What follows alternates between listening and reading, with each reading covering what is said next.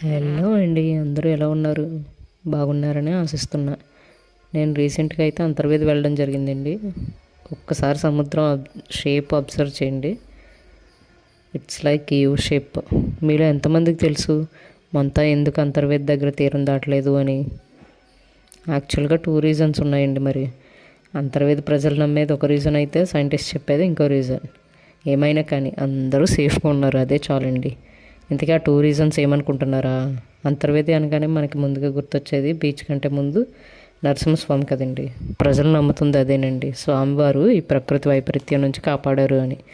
మరి సైంటిస్ట్ చెప్పేది ఏంటంటే ఇక్కడ సముద్రం యూ షేప్లో ఉండడం వల్ల మొంతా తీరం దాటలేకపోయిందంటండి. తుఫాన్లు వచ్చేటప్పుడు ఇట్లా యూ షేప్ ఉన్న సముద్రం నుంచి తీరం దాటడం కష్టమంటండి. కానీ మొన్న మేము వెళ్ళినప్పుడు చూస్తే లోతట్టు ప్రాంతాలు ఇంకా అలానే రెయిన్ వాటర్తో ఉండిపోయాయండి. బీచ్ వచ్చే దారి మొత్తం రెయిన్ వాటర్ ఉన్నాయండి. గుంటల్లో, చేలల్లో మొత్తం ఇదంతా రెయిన్ వాటర్ అలానే ఉండిపోయాయి. ఇంక మేము ఎలానో వెళ్ళాం కదా అని నరసింహస్వామి వారి దర్శనం చేసుకుంటే బీచ్లో కొంచెం సేపు టైం స్పెండ్ చేసి స్వామివారిని దర్శించుకుని ఇంకా రిటర్న్ అయిపోయామండి.